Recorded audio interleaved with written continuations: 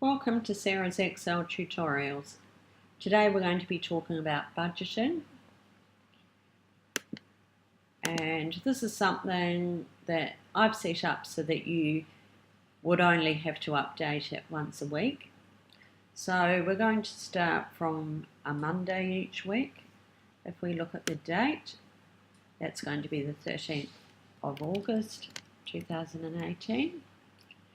Now we're going to do this for a person who lives in a share house in the inner city of Sydney. So the rent would be on average about $250 a week.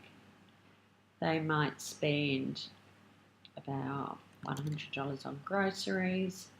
The phone, let's say this person is on a $75 a month phone plan. We can put in a formula equals 75 divided by 4 for 4 weeks, $18.75 a week. Utilities, they tend to come pretty infrequently, once a quarter for energy bills, gas bills. So we'll say for this week there were no utility bills. Entertainment is the amount that you'd spend going out every week. So let's say $175 was spent on going out this week. The car includes rego, petrol, insurance. Let's say this week just $20 was spent on petrol. Weekly travel is the amount spent on public transport. So that will be a standard amount if it's the amount that you spend on the bus or the train going to work each week. So let's say that's $35. Clothes, this week you bought a new shirt, $50. And your weekly spend. If you want to calculate that, make sure you're on the home button. Auto sum. That will pick up all the numbers to the left hand side, excluding the date. And your weekly spend is $648.75. Now I'll put in a cumulative spend, which you'll see more about later, why that's useful. We'll put in your income each week, which might be, let's see, $750. The cumulative income, we'll see how that's going to be useful later on as well. Now your amount of savings is your cumulative income minus your cumulative spend. So your savings are going to be, to start with, for the first week, cumulative income minus cumulative spend.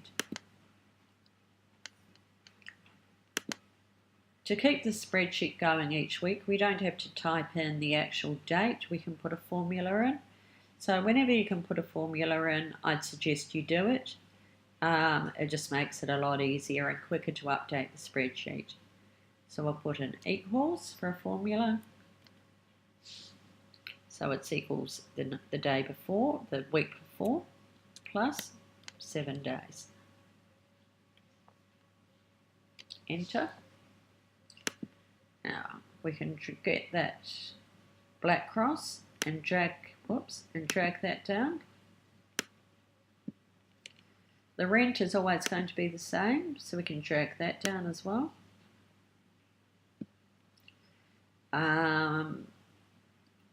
The phone is always going to be the same as well. We pay $18.75 a week. The weekly travel is also going to be the same. So the weekly spend is also a formula. We can put that down as well. These are going to be formulas as well.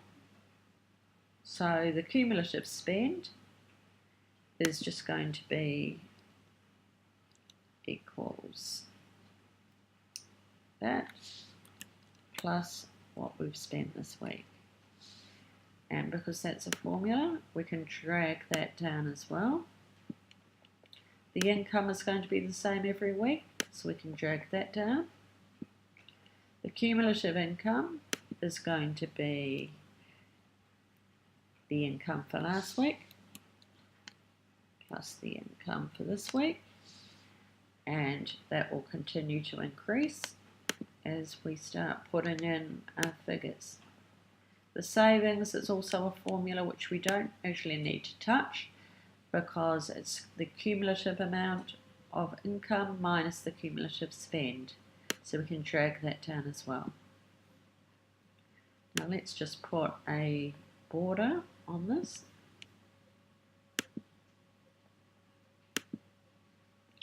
In fact, we'll do in all borders. And to keep the headings, we might put a freeze panes on so that whenever we scroll down, instead of this happening, we're going to retain our headings. So I've put my cursor in B4. I've gone to window and freeze panes. That way, whenever we scroll down, we're going to see the date. We're also going to see the heading. So you can see that a lot of the work is done for us. There are really only 1, 2, 3, 4, 5 areas that we need to enter in manually. You may want to change these categories to reflect your type of expenditure. So groceries, someone in a share house, they might have spent, say, $75 that week on utilities. So the utility bill came in and everyone had to contribute to it. It might have been, let's say, a $75 contribution. Entertainment, decided to have a quiet week that week, so spent $120.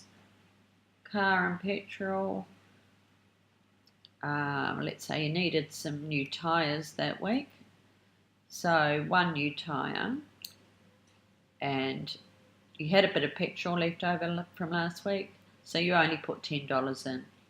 So we'll put $110 for a new tyre, $10 of petrol. Clothes, you didn't spend any money on clothes. So that week you spent $683.75. Your cumulative spend has now gone up. Your income stayed the same. Your cumulative income is 2 weeks worth, and your savings are $167.50. So we might change that to cumulative savings because that's more relevant than savings per week.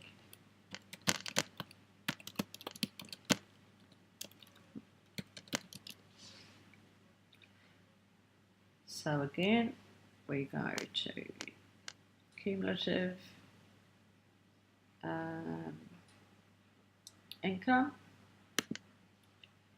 minus cumulative spend. So it's going to be a formula which you can copy down.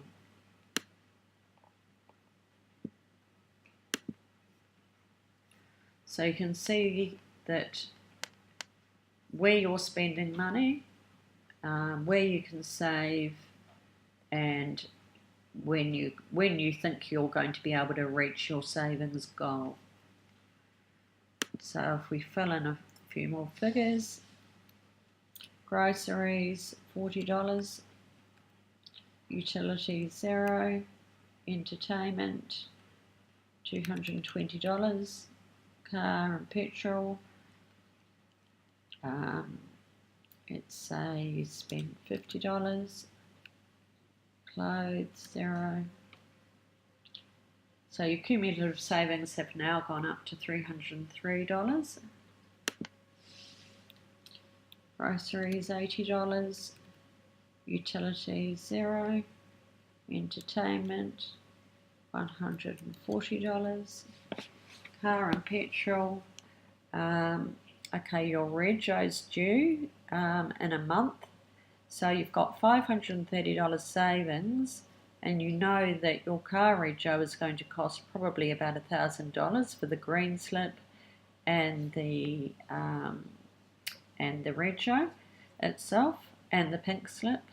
So you want to make sure that you're going to be saving a fair bit, because you know that, let's say in a month's time you need to have another $500 in the bank. So the car and petrol this week, let's say you just spent $15 on petrol. Clothes, you just spent $20. Your savings have gone up to $495. Groceries, $40. Utilities, no. Entertainment, that's one of the areas where you can save quite a lot of money.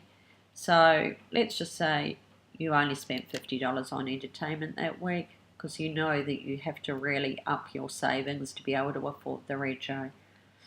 So for the car and petrol, another $15. Weekly travel stays the same. Clothes, you can't afford to spend anything on clothes, so we're going to put down $0. We're now up to $836. Groceries, needed to spend a bit more this week, so $75. Utilities, the utility bill came in for the gas bill, so say that was $40 each. Entertainment, you're still not spending very much because you know you have to save money. The car, petrol, just put in $10 just to use it just in the weekend. And clothes, you didn't spend any money on clothes. So you're now up to $1,082 for savings.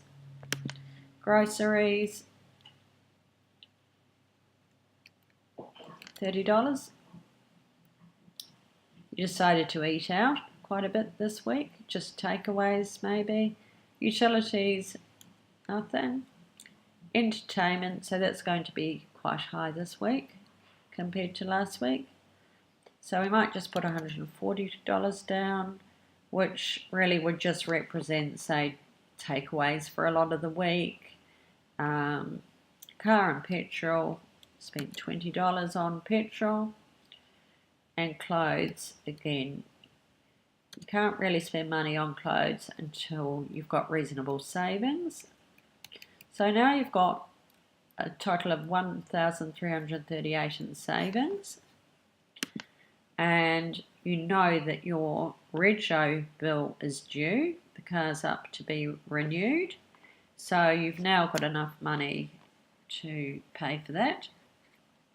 So the groceries, say this week, were $50, the phone's the same, utilities, you didn't spend anything on utilities, entertainment, we're going to put in $75, car and petrol. Now, this week is the week when your rego was due, so we're going to put $1,000. Now that doesn't include any insurance. Your insurance might be due on a different month, so that includes your green slip, your pink slip, and your rego. And clothes, you can see that you've still got $660 left in the bank, so you might decide you want to buy something new to wear in the weekend, so we're going to put down $150 there.